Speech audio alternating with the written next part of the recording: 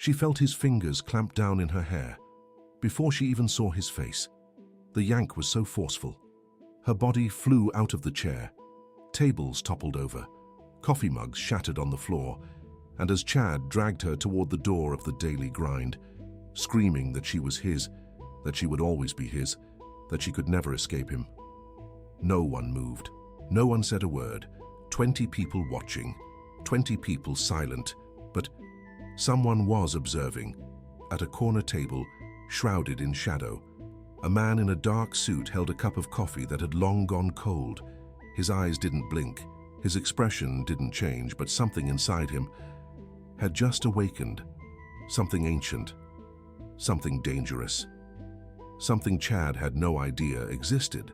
She didn't know that in 72 hours, everything she knew would crumble. If you've ever felt trapped in a situation with no way out, that no one was going to help you, that you were completely alone in the world, this story is for you. To understand what happened that day, we need to go back 3 years, to the moment Emily met Chad. To the moment she thought she'd found the love of her life. Emily Carter was 23 years old when he walked into the boutique where she worked. Charming, attentive, the kind of man who knows exactly what to say, the kind of man who makes you feel special, the kind of man who hides monsters behind perfect smiles in the beginning. He was everything she'd ever wanted. Flowers, dinners, good morning and good night texts. He wanted to know where she was, who she was with, what she was doing. And Emily, who had never been loved like that before, thought it was caring, thought it was protection, thought it was love. She was wrong. The signs started small. A joke about her outfit that seemed like a compliment, but was a criticism. Her suggestion that she shouldn't see her friends so much, an observation that her family didn't like him, little drops of poison that she swallowed without realizing. When she got pregnant with Liam, things changed. Chad didn't want the baby, said it was too soon, said it would mess up their plans, said she should take care of it. And when Emily said no, when Emily said she was going to have the baby with or without him, when Emily showed the first spark of resistance, Chad showed her who he really was. The first slap came out of nowhere. She was making dinner, said something about the baby's name. And suddenly she was on the floor where her face burning, the world spinning, not understanding what had happened. Chad cried afterwards, apologized, said it would never happen again, said it was the stress, said he was going to change. A lie. Lies that Emily would hear hundreds of times over the next 3 years. Liam was born on a stormy night. Chad wasn't at the hospital, he was at a bar, celebrating with friends, who had no idea what kind of man he was at home. Emily gave birth alone, held the hand of a nurse she'd just met, cried tears of pain, and joy and loneliness, all at the same time. When she saw her son's face for the first time, she made a silent promise. She was going to protect that child, no matter the cost, no matter the pain. She was going to give Liam the life he deserved. But escaping Chad wasn't so simple. He controlled the money, controlled the car, controlled who she could see, where she could go, what she could do. Every attempt at independence was punished, every sign of resistance was crushed, and Liam grew up in the middle of that hell, learning to be quiet when Daddy yelled, learning to hide when things broke, learning that love and fear were the same thing. 1 year ago, Emily finally managed to escape. She'd planned for months, hidden money, prepared documents, waited for a night when Chad was too drunk to notice, and ran, with Liam in her arms, with a backpack on her back, with her heart beating so hard. She thought it was going to explode. The police didn't help. Chad had friends there, friends who believed his stories, friends who looked at Emily like she was the crazy one, the hysterical one, the woman who was destroying a family.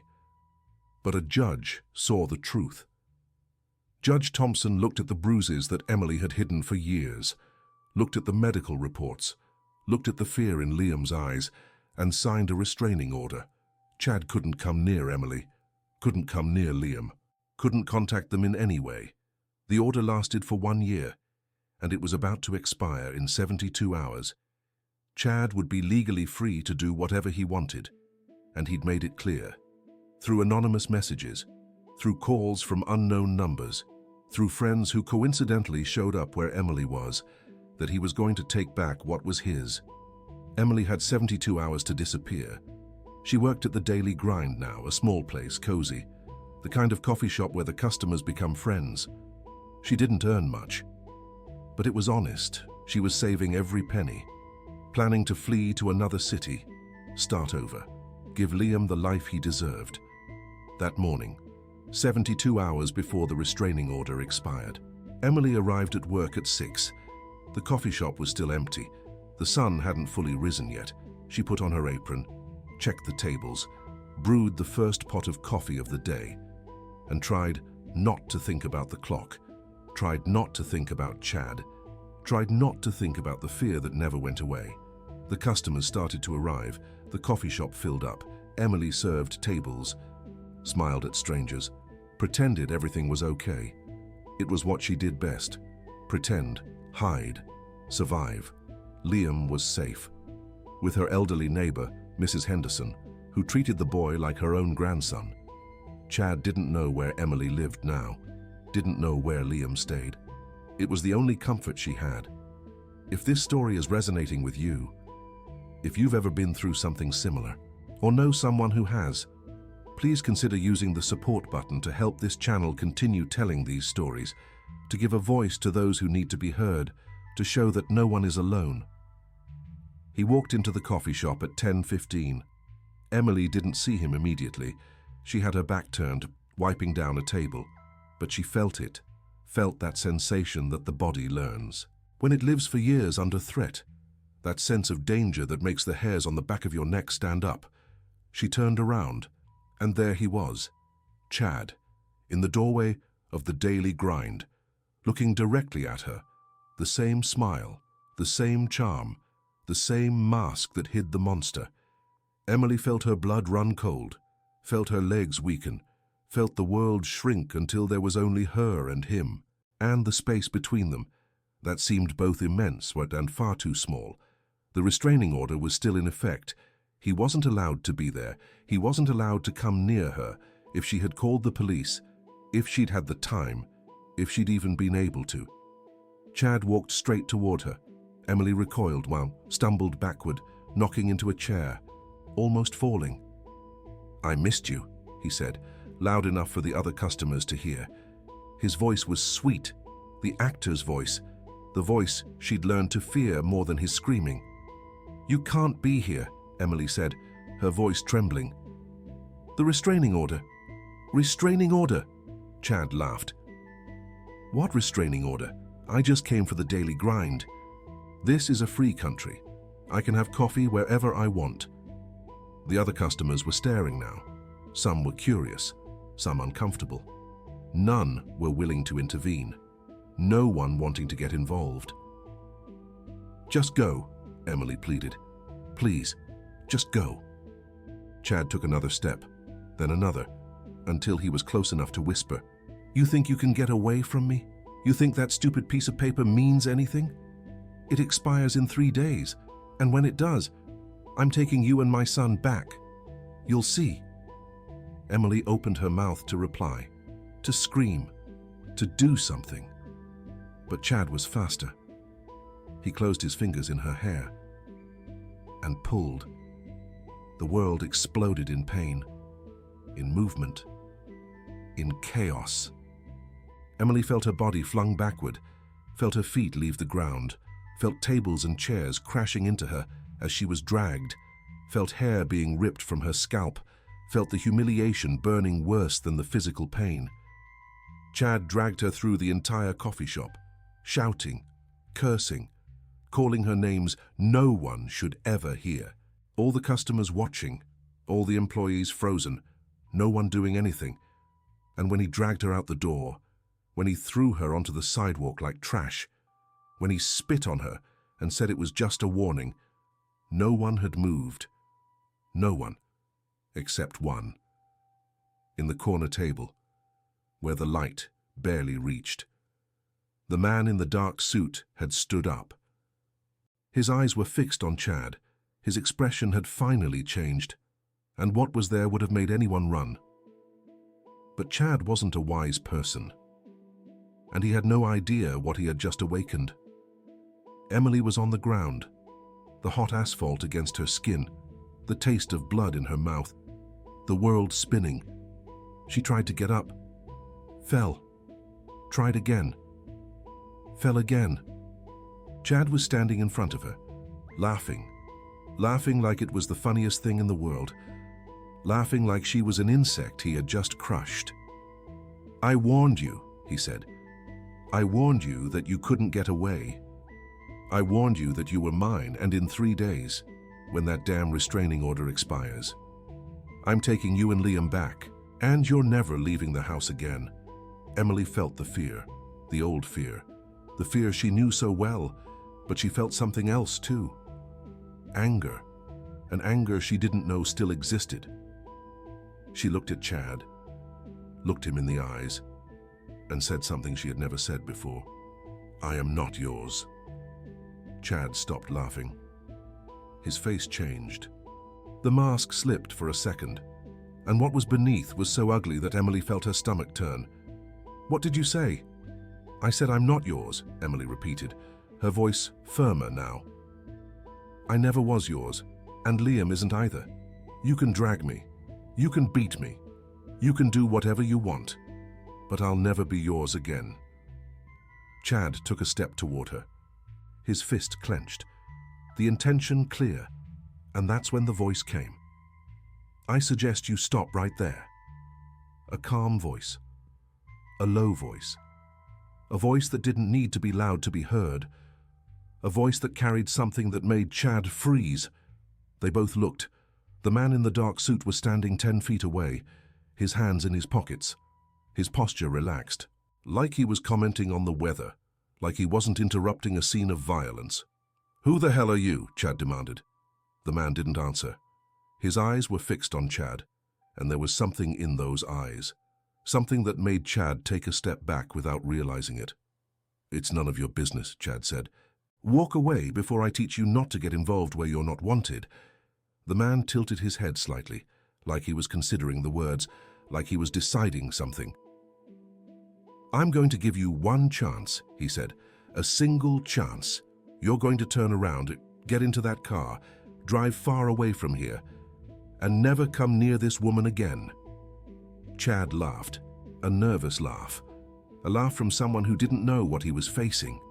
"You're joking, right? Do you know who I am? My brother's a cop, my cousin's a lawyer. I can destroy your life with one phone call." The man took a step forward. "No," he said, "you don't know who I am. And if you did, you'd be running." Something in his voice made Emily feel a chill, not of fear, of something else, of recognition. Like her body knew that man was different, like her instinct knew he was dangerous, but not to her. Chad looked around, searching for help, searching for witnesses. But the street was strangely empty now, as if people had sensed something in the air and decided it was time to be somewhere else. "You're going to regret this," Chad spat, his voice less firm now. "You don't know who you're messing with. And you don't know what I do to men who hit women," the man in the dark suit responded. He took another step, and another, and another. Chad receded, backing into his own car. He looked at Emily, then at the man, and made the only intelligent decision he had made in years. He ran. He jumped into his car, started the engine, and peeled out, without looking back. No more threats, just escape. Emily remained there, watching the car vanish, still on the ground, still bleeding, still not understanding what had just happened. The man in the suit approached, slowly, without sudden movements, like approaching a wounded animal. "Are you all right?" he asked. Emily looked up at him, really looked, and saw a face that didn't match the voice, a handsome face, a face that seemed sculpted, but the eyes were ancient. The eyes had seen things, the eyes carried weight. "Who are you?" she asked. "My name is Kyle," he said. "Can I help you up?" Emily hesitated. 3 years of abuse had taught her not to trust. 3 years of betrayal had taught her that men always wanted something. 3 years of fear had taught her that kindness was just another form of a trap. "Why?" she asked. "Why did you help me?" Kyle was silent for a moment, looking at her, considering the question. "Because no one should go through what you just went through," he said. "Because I was inside and I saw everything. Because 20 people watched and no one moved. And because I can't stand by and watch things like that anymore." Emily felt something break inside her, something she had built to protect herself, something that kept the world at a distance. Tears began to fall. Tears she'd held back for so long. Tears she wouldn't allow herself to cry. Tears of pain, or of relief, of exhaustion. Liam didn't move. He didn't try to hug her. He didn't try to comfort her. He just stood there, present, solid, real. After a minute, Emily reached out her hand. Liam helped her up, carefully, respectfully, without touching her more than necessary. "You need a doctor," he said. "Your head is bleeding." Emily touched her scalp. Her fingers came back red. "I don't have any money," she said, "and I don't have a job anymore. I got fired because of what happened." Liam's expression changed. Something flashed in his eyes. Something that looked like anger, but not directed at her. "You were fired for being assaulted. The manager said I was bringing personal problems to work." Liam took a deep breath, as if he was controlling himself, as if he was holding back something he wanted to say. "What's the name of the place? Why?" Liam didn't answer immediately. He looked at the daily grind. He looked at the door Emily had been dragged out of. He looked at the broken coffee mug still on the floor inside.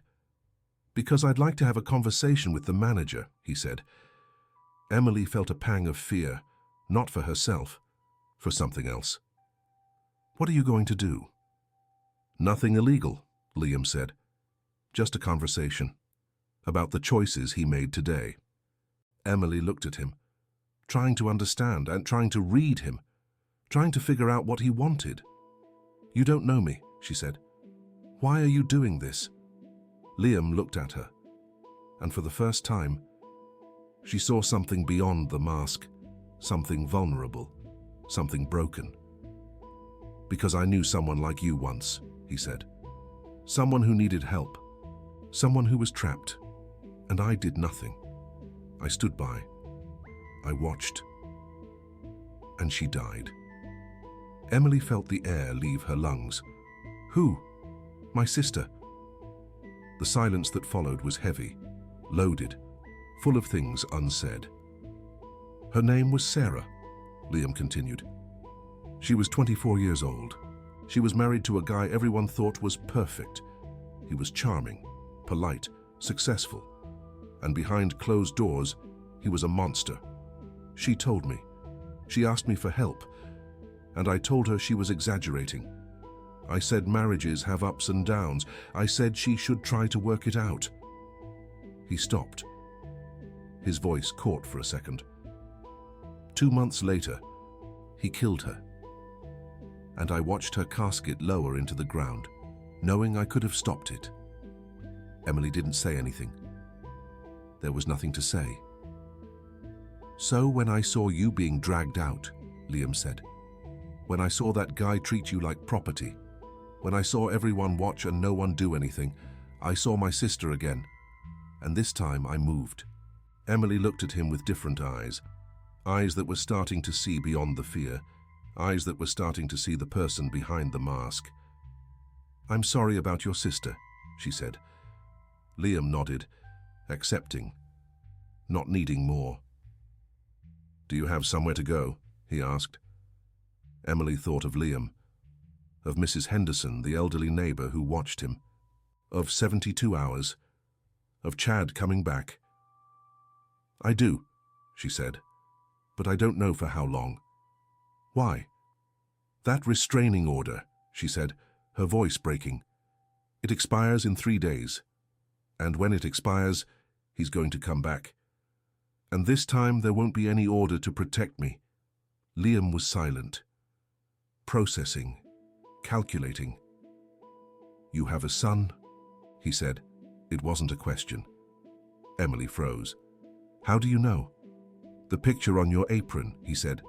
A little boy, 3, 4 years old. His name is Liam. Emily looked down. Liam's picture was pinned to her apron pocket, always close, always reminding her what she was fighting for. Yes, she said. Liam. He's 3 years old. And his father. His father is that man you just scared off. Liam's expression darkened. He hits the boy too? No, Emily said quickly. He's never touched Liam. But Liam sees, Liam hears, Liam knows.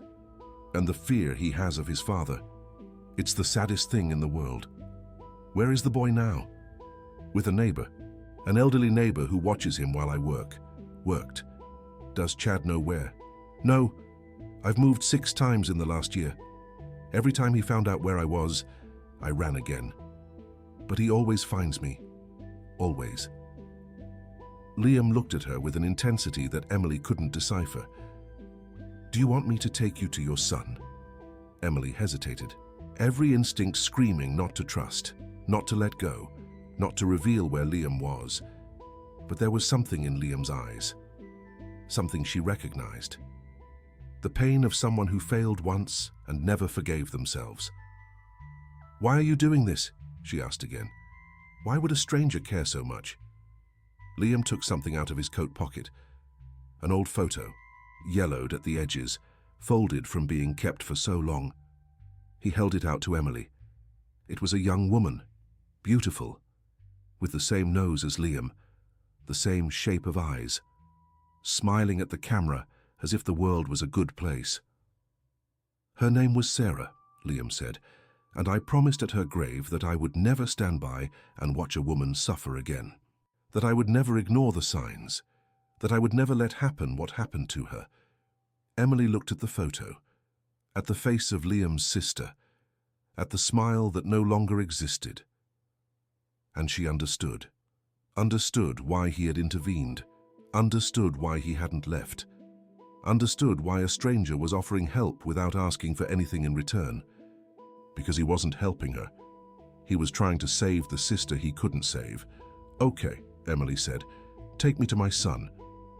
Liam put the photo away, took off his coat and put it over Emily's shoulders, without asking permission, without explaining, just doing. The car is over there, he said, pointing to a black sedan parked down the street. Emily walked beside him, still limping, still bleeding, still not fully understanding what was happening. But for the first time in a long time, she wasn't completely alone. And that, in itself, was a miracle. Emily's apartment was in an old building, thin walls, creaky stairs. The kind of place where you heard the neighbors coughing and the fights upstairs. But it was safe, it was hidden, and for now it was home. Liam stopped the car in front of the building, looked at the facade, didn't say anything. But Emily saw something cross his face, something that looked like worry. This is it, she said. Thanks for the ride, and for everything. She opened the car door, started to get out. Emily. She stopped, looked back. Liam took a card out of his pocket. Black. No name, just a phone number. If you need anything, he said. Anything. At any time. Call. Emily took the card, looked at it, looked at Liam. Why are you doing all this? Liam didn't answer. Just looked at her with those haunted eyes. Those eyes. Carrying too much weight. Emily stepped out of the car, climbed the stairs, and knocked on Mrs. Henderson's door. The door swung open, and a 3-year-old tornado launched himself into her arms. Mommy. Liam, her boy, her world, the reason for everything. Emily squeezed him so tight he complained, giggled. Then she cried. Kissing his face 1,000 times, Mrs. Henderson appeared in the doorway, 70 years old, white hair, eyes that had seen plenty. "What happened to you, child?" she asked. "You're bleeding." Emily touched her head. She'd forgotten. The adrenaline had made her forget. "It was Chad," she said. "He found me at the boutique." Mrs. Henderson closed her eyes for a second. When she opened them, there was fire. "That bastard! I'm calling the police." "It won't do any good," Emily said. "He has friends there, and the restraining order expires in 3 days. After that, he can do whatever he wants." "Then you're leaving," Mrs. Henderson said. "Grab the boy, grab your things, and go far away." "But where do I go?" Emily asked. "I have no money, no family. I have nobody." Mrs. Henderson looked at her, at Liam in her arms, at the bruises that were starting to blossom. "You have me," she said, "and you always will. We'll figure something out." Emily went into Mrs. Henderson's apartment, sat on the old sofa, Liam in her lap, the black card from Cale in her pocket, and she tried not to cry again. The rest of the day passed in a blur. Emily cleaned her wounds, took a shower, put Liam to sleep in the room Mrs. Henderson had prepared for him, and sat in the kitchen, staring at the black card. Who was that man? Where had he come from? Why did he care? She didn't know, but there was something about him, something she couldn't ignore, something that made the fear lessen a little when he was near. Night fell. Emily finally managed to sleep, a light sleep. The sleep of someone expecting danger at any moment. She dreamt of Chad, of his hands, of his voice, of his promise that she would never escape. She woke up at 3 in the morning, her heart racing, and she heard the noise, footsteps, on the stairs, heavy footsteps, climbing. Emily froze, the old fear returning, the fear she knew like an old friend. The footsteps stopped in front of the door, and then the voice. "I know you're in there, Emily." Chad. How had he found her? How did he always find her? Open the door. Emily didn't move, didn't breathe, didn't make a sound. "I know Liam's in there too. My son. In the house of some old lady who's not family. You know how that's going to look in court. Irresponsible mother leaving her child with strangers." The words were knives, each one cutting deeper than the last. "Open the door or I'll kick it in." Emily looked at the room where Liam was sleeping, looked at Mrs. Henderson who had appeared in the hallway, her face pale with fear, looked at the door that was the only thing between her and the monster. And she did something she had never done before. She grabbed her cell phone, grabbed the black card, and dialed. 1 ring, 2, 3, and Cale's voice answered, calm, awake, as if he had been waiting. "Emily." "He's here," she whispered. "Chad." "At the door. He says he's going to kick it in." Silence on the other end, just for a second. "What's the address?" Emily told him, her voice shaking so badly she could barely form the words. "I'm coming," Kyle said. "Don't open the door. Don't talk to him. Lock Liam's room. I'm 10 minutes away." The phone went dead. Emily did what he said. Ran to the bedroom. Locked the door. Woke Liam, who started to cry. "Mommy, what's happening?" "Shh, my love. Shh. It's going to be all right." A lie. She didn't know if it was going to be all right. Didn't know if anything was ever going to be all right again. Outside, Chad kept banging, shouting, threatening. "I'm going to tear this door down, Emily. And when I get in, you're going to regret it. You and this nosy old bat. You'll see what happens to anyone who tries to stop me." The neighbors must have been listening, but nobody appeared. Nobody called the police. Nobody did anything. Like at the daily grind, like always. Everyone watching, nobody acting. Emily hugged Liam, closed her eyes, and prayed. Prayed to a God she wasn't sure she still believed in. Prayed to anything that was listening. prayed that the stranger in the dark suit would arrive in time. And then she heard it. Cars. Lots of cars. Pulling up outside. Chad stopped banging. "What the hell is that?" he said. Emily ran to the window, looked out at the street, and she saw 30 black cars surrounding the building, blocking every exit, every entrance, every escape route. Men in suits getting out, dozens of them, all looking up, all waiting.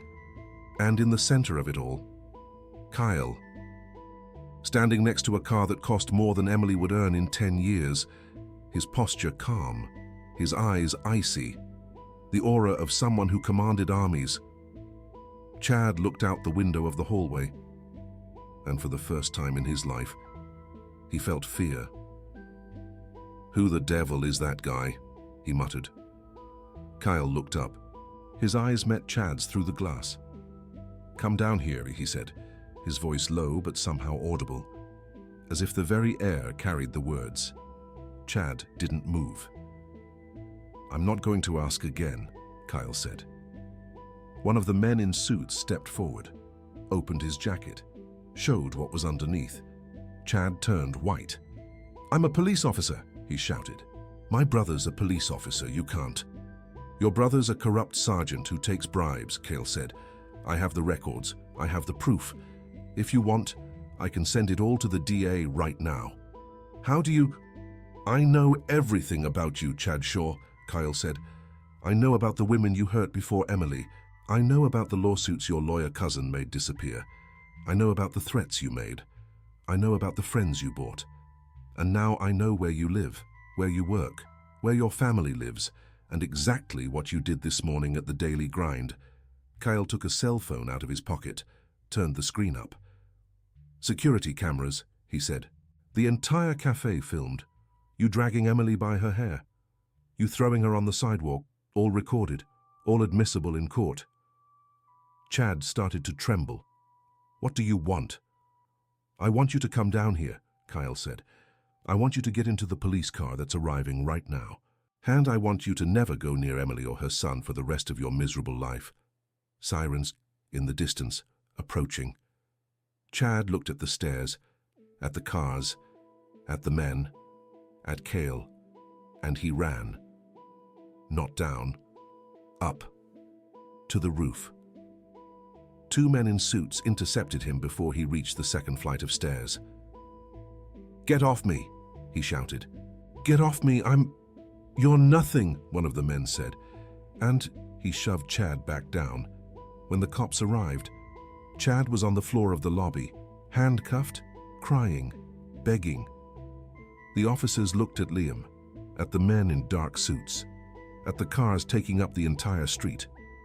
"Mr. Draven," one of them said, "we didn't realize you were involved."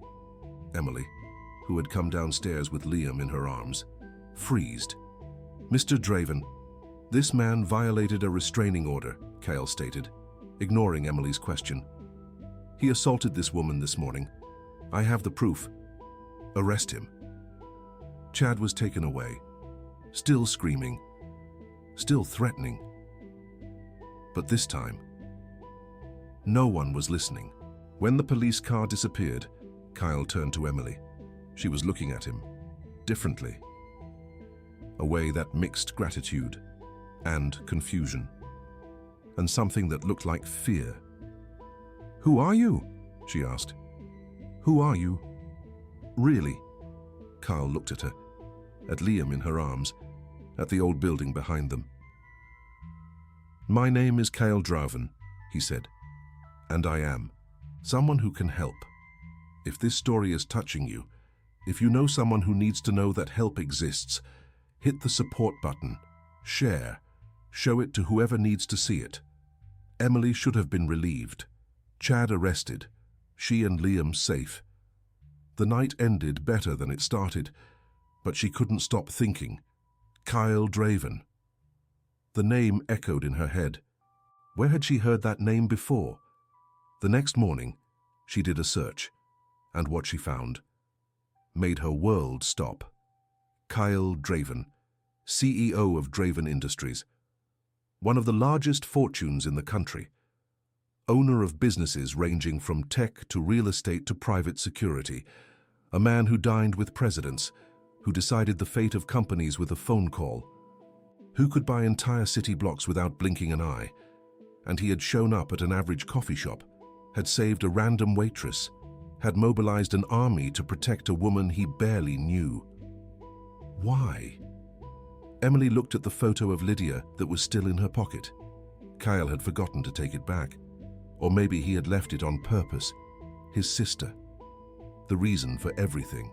She put the photo away, put the questions away, and tried to go back to normal life. But normal didn't exist anymore. Chad spent 24 hours in jail. Then, the doors swung open. A judge who owed him a favor. A corrupt lawyer. Bail that someone paid. And he was free again. Emily found out when she received the text message. You think some rich playboy can stop me? You think some fancy cars and suits are going to scare me? I'm going to get what's mine, and this time, and no one will stop me. Emily's blood ran cold. She called Cale. Straight to voicemail. Called again. Voicemail. Ran to Liam's school. Mrs. Henderson's borrowed car barely working. Her heart beating so hard she thought it would burst. Got there in 10 minutes. Ran inside. Went to Liam's classroom. The teacher looked at her, confused. Mrs. Carter. Liam's father came to pick him up half an hour ago. The world stopped. What? Chad Shaw. He showed the birth certificate. Showed ID. Said you had authorized it. I didn't. Emily couldn't breathe. I didn't authorize anything. He has a restraining order. He can't. The teacher turned pale. We didn't know, he said. He seemed so. Emily didn't hear the rest. She was already running, already calling every number she knew, already screaming her son's name into a universe that didn't seem to be listening. Oh God, she said. Oh God, oh God, oh God. The cell phone rang. It was Chad. Emily answered. Hi, sweetheart, his voice said. Sweet, controlled, the tone she hated the most. Guess who's here with me? And then she heard it, Liam's voice, crying. Mommy, Mommy, I want Mommy. The world collapsed. If you want to see your son again, Chad said, you're going to do exactly what I say. First, you're going to call your rich little friend and tell him it was all a misunderstanding, that you want to be with me, that he should never contact you again. Chad, please. Second, you're going to come to the address I'm going to send. Alone, no cops, no one. Just you and me. Like it always should have been. Emily was crying now, crying with despair, with terror, with helplessness.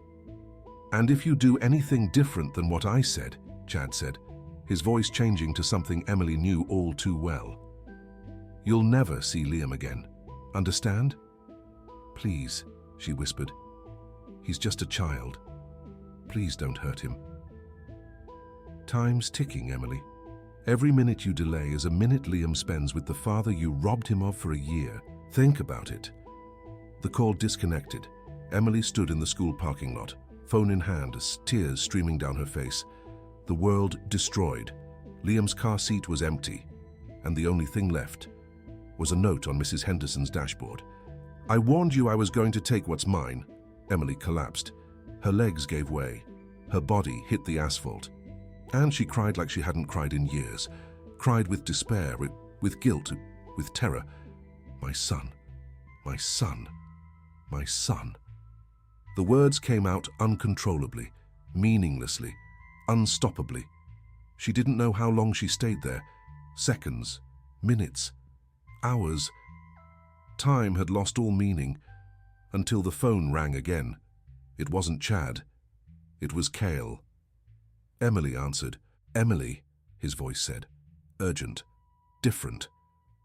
What happened? She tried to speak, tried to explain, but she could only cry. Emily, breathe. Tell me what happened. He took my son. Chad took my son. Silence on the other end, a silence that lasted only a second, but seemed eternal. "Where are you?" "At the school. School parking lot. Don't move. I'm sending someone to pick you up. You're going to be okay. Liam's going to be okay. I promise." "You can't promise that," Emily said, her voice breaking. "You don't know where he is. You don't know what Chad is capable of doing." "I will find your son," Kyle said, and every word carried weight. Every word carried certainty. Every word carried something that Emily couldn't name. "And Chad will pay for every tear he's made you cry." The phone went dead. Emily stood there, looking at the device, not understanding, not believing. Who was this man? Why did he care so much? Why was he doing all of this? 10 minutes later, a black car pulled up beside her. A man in a suit got out. "Mrs. Carter, Mr. Draven asked me to take you to a safe place." Emily looked at the man, or at the car, at the empty school behind her, and refused. "No, I'm going to stay here. I'm going to wait until my son comes back." "Mrs. Carter, I'm not going anywhere." The man hesitated, looked at his cell phone, pressed a button. Kyle's voice crackled through the phone. "Emily, get in the car with him. Please." "I can't," she said. "I can't just stand by while my son is with that monster." "You're not standing by," Kale said. "You're coming to where I am, and you're going to see exactly what I'm doing to find Liam." Silence hung in the air, thick and heavy. "I have 23 people searching for your son right now," Kale continued. "I have access to every traffic camera in this city. I have contacts in every precinct, every hospital, every gas station. Chad can't hide, not from me." Emily looked at the driver, at the car, at the cell phone clutched in her hand, and she got in. Half an hour later, she was in a building she never knew existed, an entire floor filled with screens, with computers, with people working frantically, and at the center of it all, Kyle, standing, coordinating, commanding. When Emily entered, he turned. His face was different. It carried something she recognized, something she saw in the mirror every day. Rage. "He's going to pay," Kale said, low. Only for her ears. "I promise you, he's going to pay." Emily looked at the screens, when at the maps, at the photos flashing one after another. What? What is all this?" "Resources," Kyle said. And he looked at her in a way that made her understand he wasn't exaggerating when he said he was someone who could help. "Resources I never thought I'd use like this. But for you, for your son, I'm using everything." A woman approached, young, serious, efficient. "Mr. Draven, we found his car. Traffic cameras on Route 42, heading north." "How long ago?" 18 minutes. Kyle looked at Emily. "He's heading to a farm," he said. "A farm that belonged to his grandparents. He thinks no one knows about it, but I do." He turned to his team. "I want 2 helicopters in the air in 5 minutes. I want 20 men on the ground in 15. And I want the police notified, but arriving after us." "Why after?" Emily asked. "Because I'm personally going to make sure Chad understands he made the biggest mistake of his life." There was something in Kale's voice, something that should have scared Emily, something dangerous, but she didn't feel fear. She felt hope. The farm was an hour outside the city. An old house, isolated, surrounded by overgrown fields and forgotten memories. Chad thought he was safe. Chad thought he had won. Chad thought Emily would do what he told her. He didn't expect the helicopters. He didn't expect the cars. He didn't expect the men in black surrounding the property like an army. He didn't expect Kale Draven walking through the front door like he owned the world. "What the hell?" Chad started. Kyle said nothing. He just looked. He looked at Chad. He looked at the room behind him. He looked at the closed door where Liam probably was. And he took a step forward. "Stay away from me," Chad said, his voice trembling. "I have the kid. If you come any closer, You'll what?" Chad stopped. He looked around, searching for an exit, searching for a weapon, searching for anything. There was nothing. "It's over, Chad," Kyle said. "You had a life, a chance to be a decent person. And you wasted it all. Why? Because you think a woman is an object. Because you think a child is property." Chad backed away. "You don't know anything. She was mine. They were mine. She left me. She escaped you," Kyle said. "Because you hurt her. Because you humiliated her. Because you made her afraid to exist. Lies. I loved her. You don't know what love is," Kyle said, and he took another step. "And I'm going to show you what happens to men who confuse possession with affection." Chad looked at the men behind Kyle, at the door, at the windows, and he ran for the bedroom. Kyle was faster. He intercepted Chad before he reached the doorknob. One movement, but quick, precise, and Chad was on the floor. "My arm!" he screamed. "You broke my arm!" Kyle looked down at him, without pity, without remorse. "I haven't broken anything yet," he said. "But if you touch that door, I'll break a lot more than an arm." Chad cried. He cried from pain, from fear, from everything he had done coming back to haunt him. Kyle opened the bedroom door, and there he was. Liam, sitting in a corner, huddled, hugging his knees, crying silently. When he saw Kyle, he flinched. Fear, so much fear. "Liam," Kyle said, his voice changing completely, soft now, gentle. "Your mummy's outside. She came to get you." Liam's eyes widened. "Mommy?" "She's waiting for you. Do you want to go see her?" Liam looked at Kyle, at the door, at Chad groaning on the floor, and he ran, not to Kyle, past him, into the hallway, to the front door, to Emily. Emily had entered the house, against all orders, against all common sense. She had entered because she couldn't stay outside for even one more second. And when Liam came running through the door, she was there. "Mommy, Tati Guogan, Liam!" The boy launched himself into her arms. Emily hugged him so tight he must have felt her bones cracking, but neither of them cared. "Mommy, Mommy, Mommy. I'm here, my love. I'm here. I'm not going anywhere. Ever again." Emily cried. Liam cried. And the world, for a moment, made sense again. When she finally managed to lift her eyes, Kyle was standing in the doorway watching them, an expression on his face she had never seen before, something that looked like peace. Chad was taken away by the police. But this time it was different. This time there was too much evidence, too many witnesses, too many cameras. Violation of a restraining order, kidnapping, assault, threats, corruption of public officials. The list of charges was so long that Chad was going to be in prison for a long, long time. His police officer brother was suspended. His lawyer cousin was investigated. The web of protection Chad had built crumbled like a house of cards, and Emily, for the first time in years, breathed in the days that followed. A lot happened. Kyle offered Emily an apartment, a real apartment, in a secure building, with doormen and cameras and everything she needed to feel safe.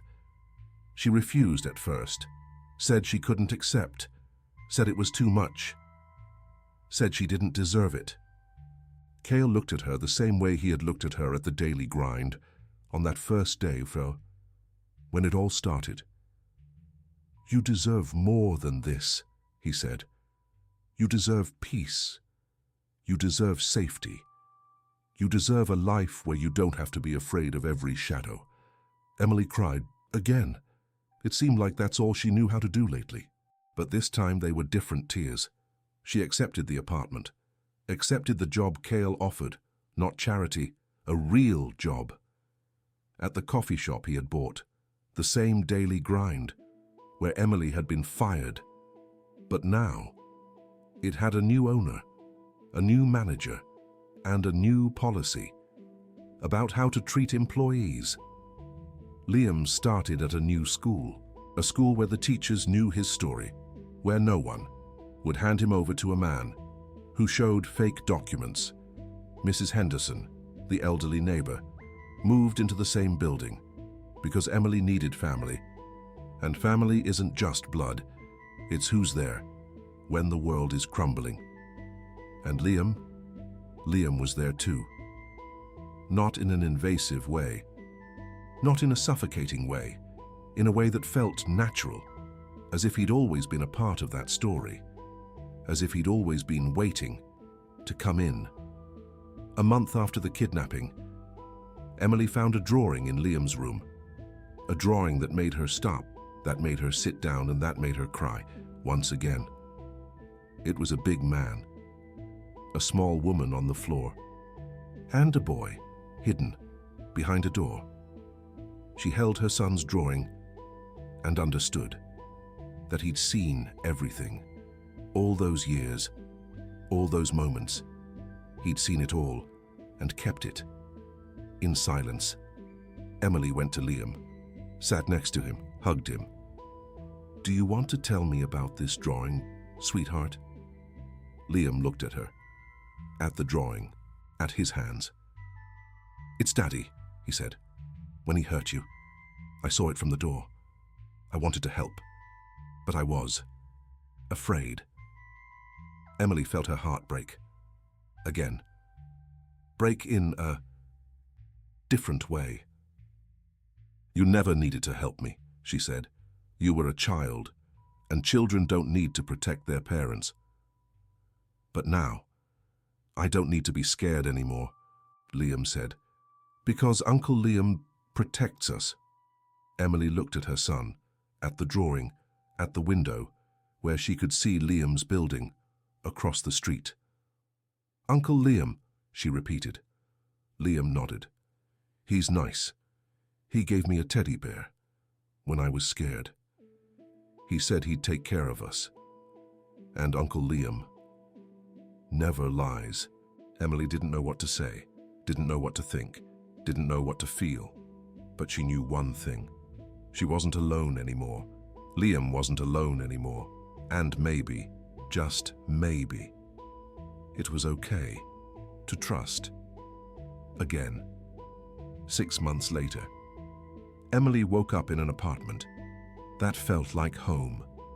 Prepared coffee in a kitchen that was hers. Woke Liam up in a room full of toys, women drawings, and joy. The doorbell rang. It was Liam, with croissants, with juice, with a smile that she had learned to love. Because yes, at some point in the last 6 months, Emily had fallen in love. Not for Liam's power, not for the money, not for the security he offered. For him, for the man who carried the guilt of not saving his sister, for the man who woke up at 3 in the morning when she called in fear, for the man who played Lego with Liam on the living room floor, for the man who looked at her as if she were the most precious thing in the world. "Good morning," he said. "Good morning," she replied, and kissed him, because now she could, because now it was real, because now they were this, whatever this was.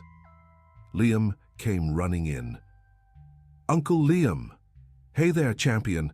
Liam picked him up, spun him around, made Liam laugh. That laugh that Emily thought she'd never hear again. Emily's phone rang. It was the lawyer. Chad had been convicted, 12 years. No possibility of bail. no possibility of reduction.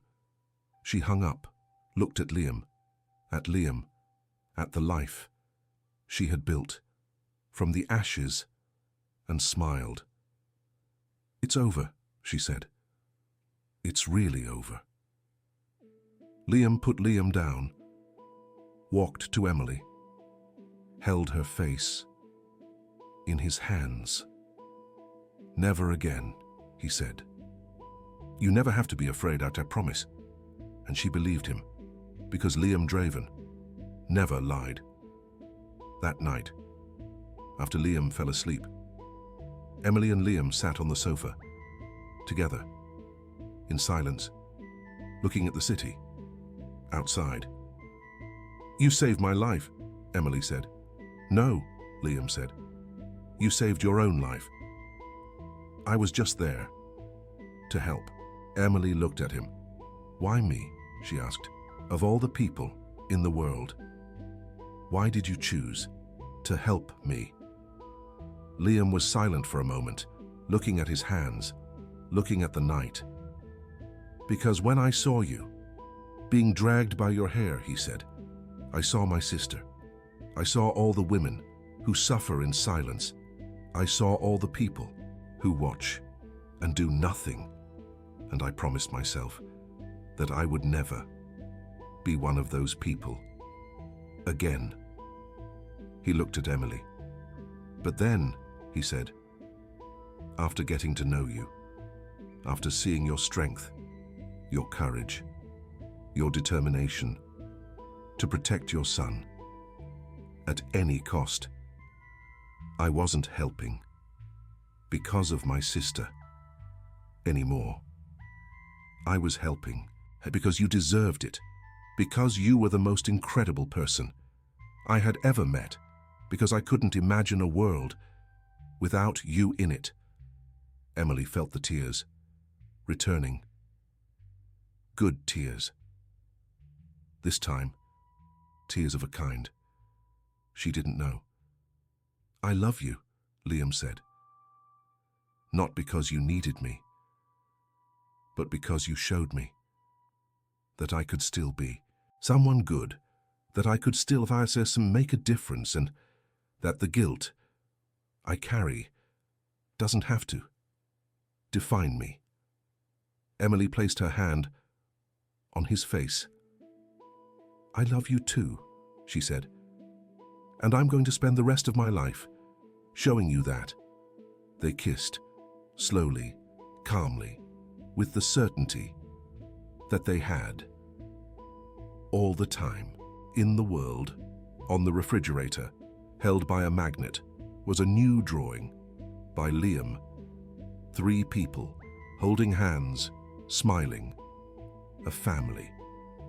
Chad was going to spend the next 12 years in a cell, thinking about what he'd lost, what he'd destroyed, what he'd never get back. And Emily? Emily was going to spend the next 12 years, and all the years after that, living, really living, with Liam, with a family that she had chosen. Because in the end, that's what mattered. Not the fear, not the pain, not the scars. The love that she had found in the most unlikely places. The love that had come from a stranger in a coffee shop. The love that had saved her when she thought there was no more salvation. Or if you're watching this and you're going through something similar, I want you to know one thing: there is help. There are people who care. There is a future beyond fear. You are not alone, and you deserve to be free. Emily thought she was trapped forever, that no one would help, that the world had given up on her. But then, a stranger in a dark suit looked at her in the darkest moment of her life, and everything changed. This story isn't just about a powerful man. saving a defenseless woman. It's about courage. It's about resilience. It's about never giving up, even when everything seems lost. Emily survived because she never stopped fighting, because she put her son above everything, because she had the courage to ask for help when she needed it. And Liam found redemption, found purpose, found love. 2 strangers, 2 pains, 1 encounter, and a lifetime ahead. If this story resonated with you, hit that like button. If you know someone who needs to hear this, please share it with them. And if you want to see more stories just like this one, be sure to subscribe. Because everyone deserves to know that there is hope. Everyone deserves to know that there is a way out. Everyone deserves to know that it's never too late to start over, to have a fresh start. Thank you so much for watching until the very end. It means the world. And always remember this: you never have to be afraid anymore. Never. Again.